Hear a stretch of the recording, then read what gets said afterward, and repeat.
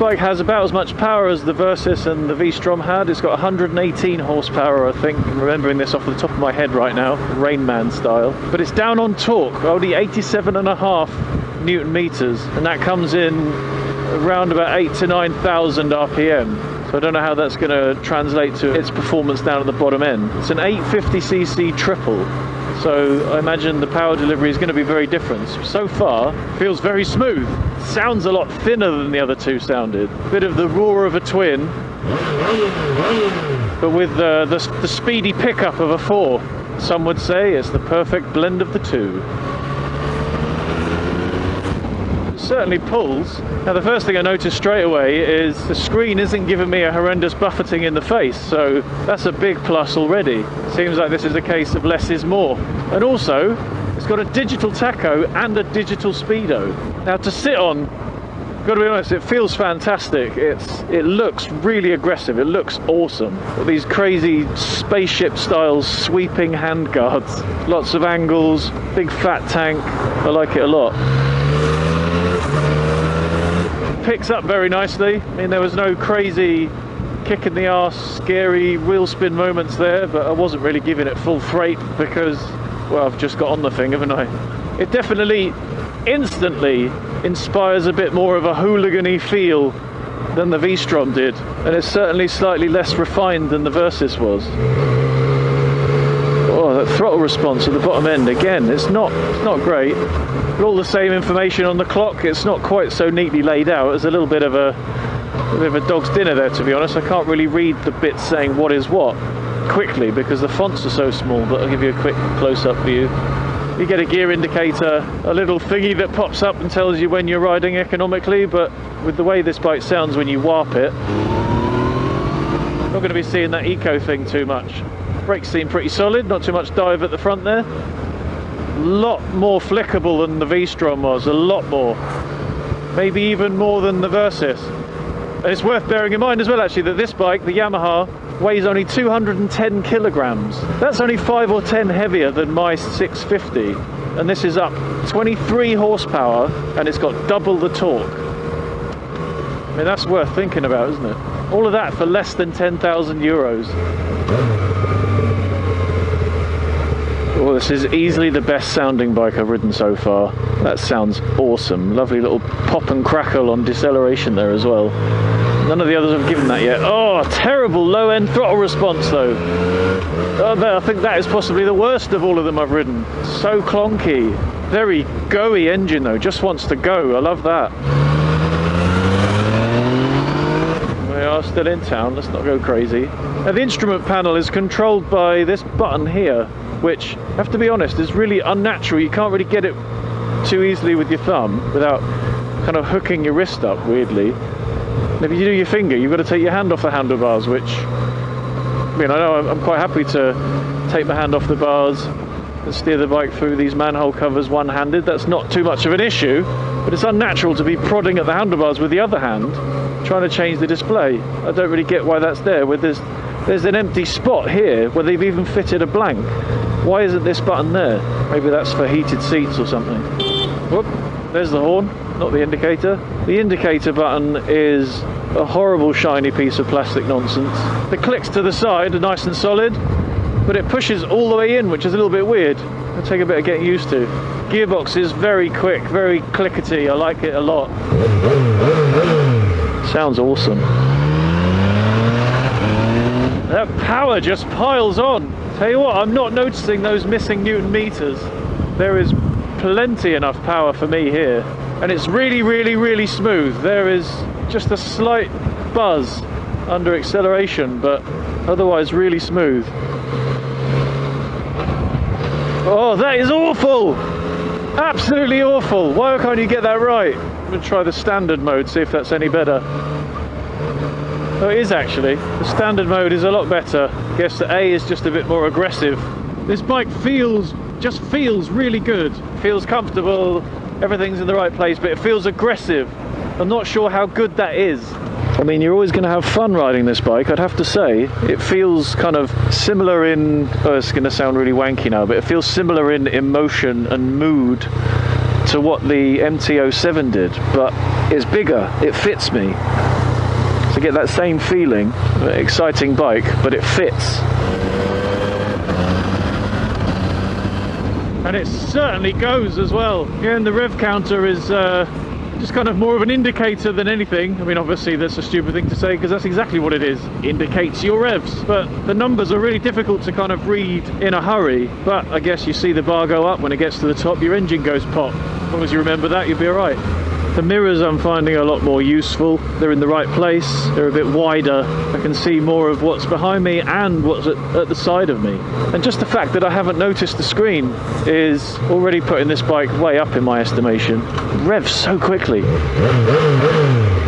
That's brilliant. As far as I can tell, this bike's got LED headlights because you can see the cooling fins behind the headlights in there.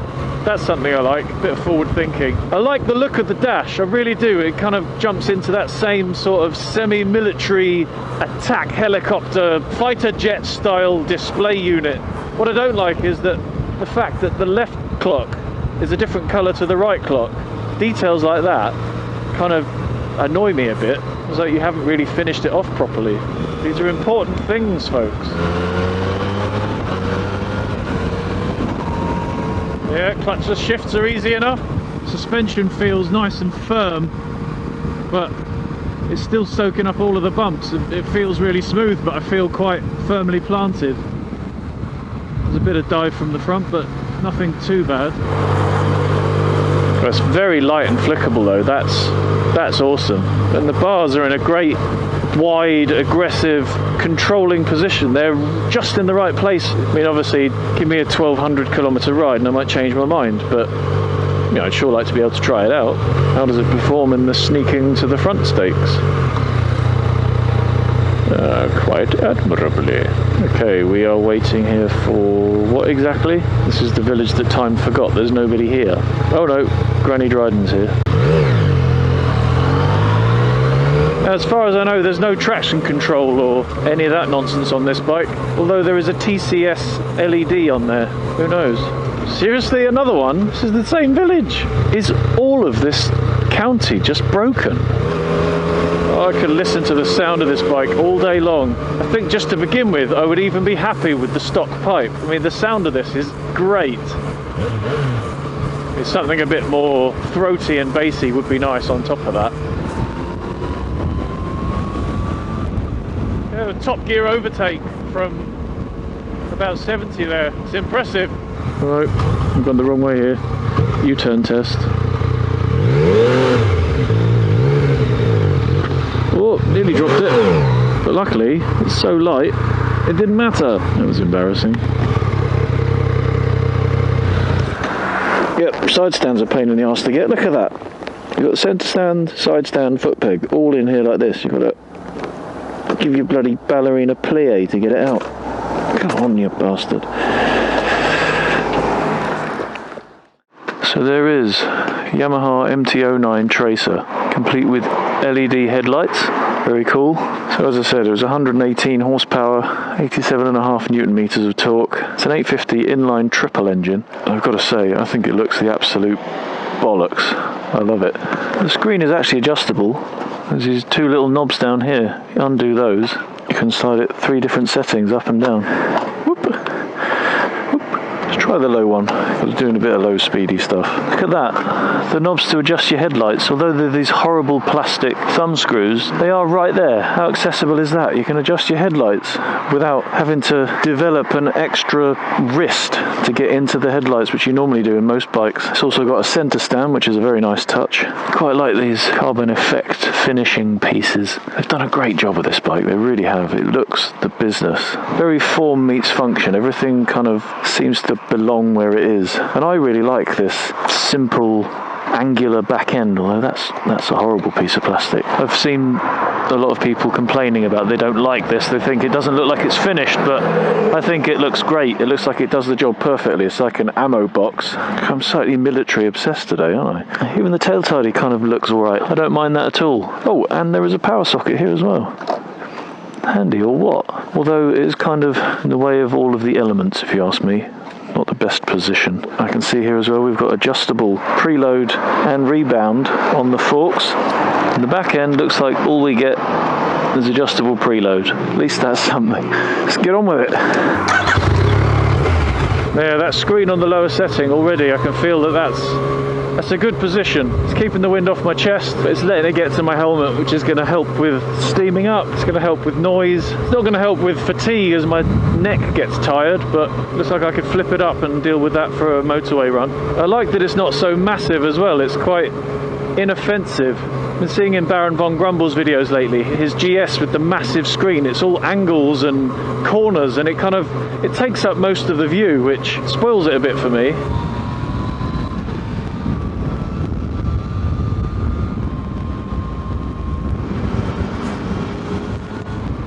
Feels very composed, very sprightly, agile. I just want to chuck it around.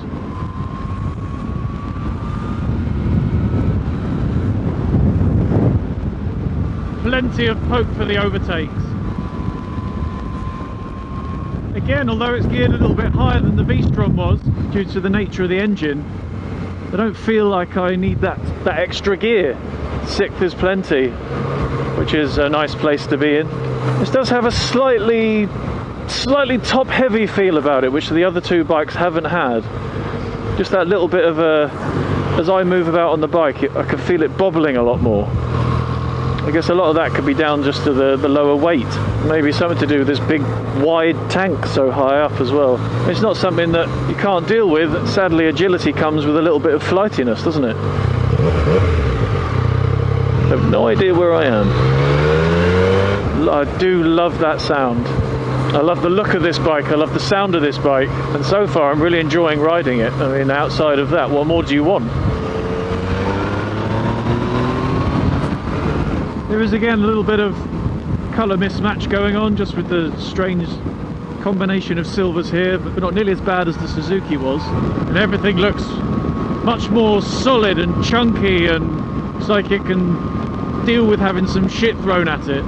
I'm a big fan of the styling of this machine, I really am. It looks awesome, it's perfect. I mean, the slightly unclear mishmashy clocks, you could, if it's your own bike, I guess you could very quickly get used to. You learn to know what is what. But here we have instant and average fuel economy together on the same page, it's quite handy. Overall miles, trip 1, trip 2, outside temperature, engine temperature, yeah, it's all there. And a clock and a fuel gauge. What more could you possibly want? TV, microwave. Yeah, I could see me having a lot of fun on a bike like this.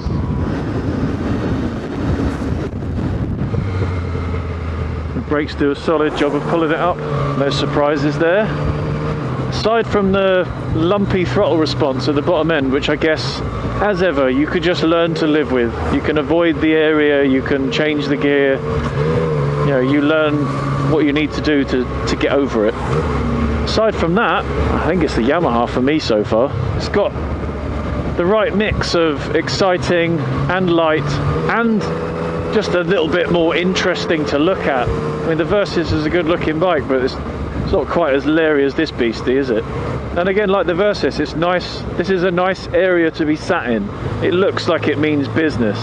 And there's plenty of tank space here for you to put your tank bag, cup holder, ashtray. It's all there. It's got everything you need. The seat's very nice and cradly. It's a lot shorter than the other seats have been, but I'm not sliding anywhere, I'm not moving anywhere. It's not crushing my nuts on the tank. It's just wide enough for my arse.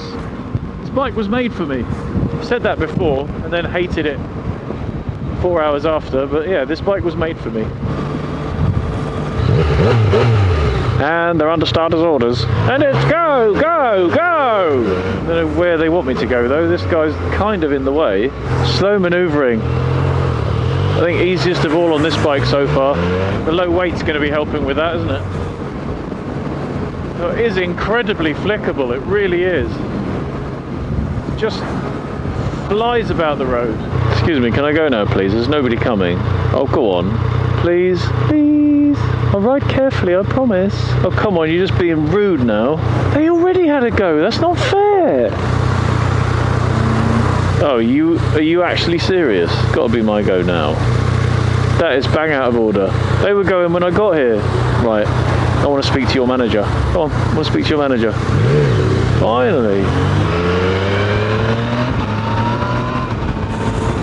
Bet I'm going the wrong bloody way now as well. Why not? Oh, that's just bloody brilliant.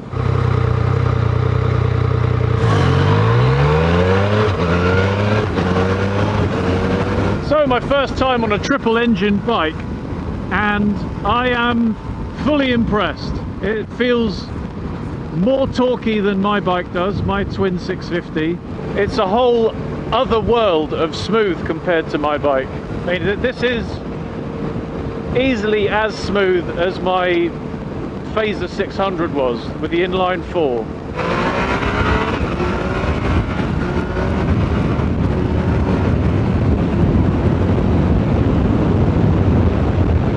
Wow, absolutely wow.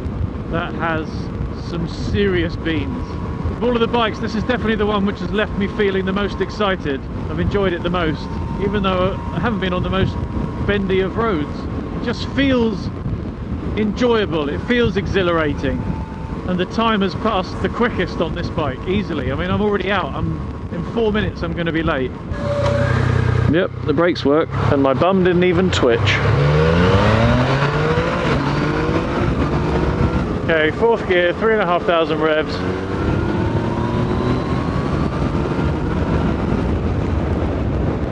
And then suddenly we're at warp 9. Everything does get a little bit more buzzy and intense when you give it the beans like that. The Versus was a little bit more composed as you give it full pasty. Everything stays smooth, nothing starts to buzz. Sorry folks, I don't have time to be hanging around with you losers. Did you hear that pathetic little beep in the background there? Somebody noticed 30 seconds too late that they'd been affronted by this cheeky sod on the motorbike. Tough sausage, I say. It's quite a cool feature. The engine kill button is also the start button. Never seen that before. Alright, let's see how B mode feels just for the last mile or two. Apparently it makes the performance of the bike ein bisschen mehr sanftig, which I think means a bit softer. So let's see how that goes. This area has the worst traffic light systems in the world. You're having a bloody nap, aren't you? Come on. Yeah, the B mode definitely does seem to soften out some of that jerkiness.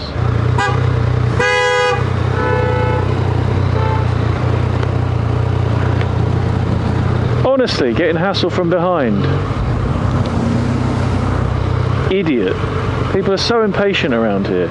And this is the countryside. Bloody hell. Maybe the whole throttle response thing is just me. Maybe I'm just a toothless, finesse-free, knuckle-dragging idiot when it comes to riding a bike. I hope not. I quite like doing it. But I suppose, like sex, enjoying doing it doesn't make you good at it. Oh, I'd have nothing but smiles if this was my bike. I may even laugh as loud and maniacally as Captain Rambunctious seems to be on his new Triumph of late, which I shall actually be trying out later on. Not his, but I'll be trying out one just like it. The second time I will have ridden a triple-engined bike. I'm really packing them in lately, folks. And there we go, that's it. The end of my test ride of this Yamaha MT-09 Tracer. And I have to say, I think it's love. I absolutely adore this bike. It's fantastic. It's exciting. It makes a fabulous noise. The engine is powerful, it's quick to rev. Apparently the fuel economy is pretty good, 4.8 litres per 100 kilometres. It's light, it's chuckable, really chuckable. It's just so sprightly and it looks awesome. It looks bloody brilliant, it really does. But sadly I've got to give it back. So